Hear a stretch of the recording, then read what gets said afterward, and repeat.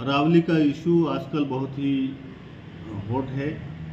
Social media जिस तरह से लिख रहा है, यंग जनरेशन जिस तरह से लिख रही है, निश्चित तौर पे चिंता का विषय है। और हमारा अरावली क्षेत्र है वो दिल्ली से शुरू होकर गुजरात तक जाता है और उसका अधिकांश हिस्सा 80% हिस्सा राजस्थान का है। राजस्थान में भी मेवाड़ सबसे ज़्यादा प्रभावित हो रहा है। तो यहाँ का इतिहास, मेवाड़ का इतिहास महाराणाओं का इतिहास रहा है।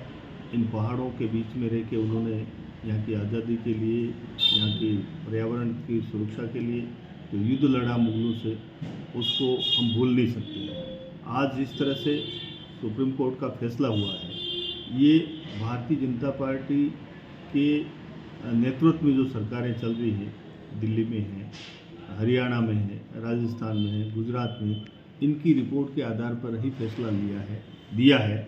ये फैसला कहता है कि 100 मीटर से ऊपर की पहाड़ियाँ जो हैं वो अरावली में आएगी, बाकी 90% पहाड़ियाँ जो हैं वो 100 मीटर से नीचे की हैं। तो इसमें खनन का ही मामला नहीं है।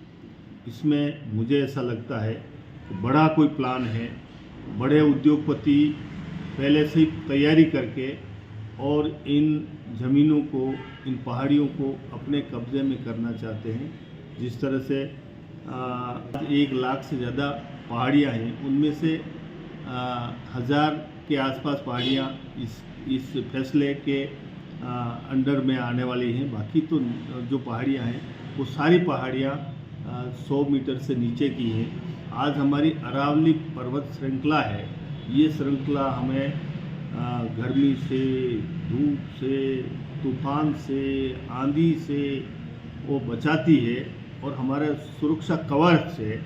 और पर्यावरण की दृष्टि से हम देखें तो निश्चित तौर पे हमारे लिए बड़ा खतरा हो जाएगा अगर इस तरह से खुला परमिशन दे दी कि भाई 100 मीटर के नीचे की जो पहाड़ियाँ हैं ये चाहे उद्योगी हो, चाहे कोई खनन माफिया हो, ये खोद सकते हैं। तो निश्चित तौर पे हमारा पर्यावरण बिगड़ भी जाएगा और आने वाले समय में हमारी नई जनरेशन जो आज बड़ी हो रही है, इनके लिए जीना हराम हो जाएगा। तो मैं इस मामले में निश्चित तौर पे यंग मास जो हमारा यंग जनरेशन है वो सोशल मीडिया पे तो लिख रही है, पर ज़मीन पे उतर के, सड़कों पे उतर के और सरकार के खिलाफ प्रोटेस्ट करने की आवश्यकता है। ये बड़ी दुर्भाग्य की बात ये है कि हमारा पर्यावरण मंत्रालय है, मंत्री हैं, वो हमारे राजस्थान से संबंधित है। केंद्र में जो मंत्री बैठे हैं भूपेंद्र यादव, वो हमारे राजस्थान से जीत के गए हैं और वही एक तरह से हमारे इस प्रकृति के दुश्मन साबित हुए हैं। जो अरावली पर्वत श्रेणियों में उनकी कॉन्स्टिट्यूंसी है और अरावली के खिलाफ जो फैसला आया है उसमें पर्यावरण को बचाने के लिए वो कुछ कर नहीं रहे हैं। हमारे मुख्यमंत्री, राजस्थान के मुख्यमंत्री कह रहे हैं कि 1 इंच भी ज़मीन जाने नहीं दूंगा।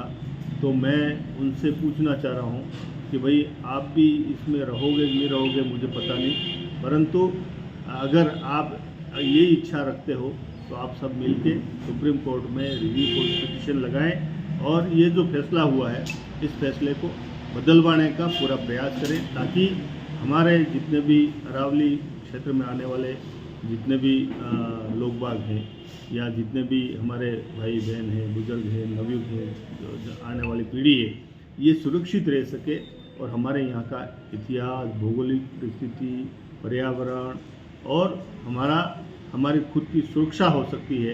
यही मैं इस अवसर पर कहना चाहता हूँ।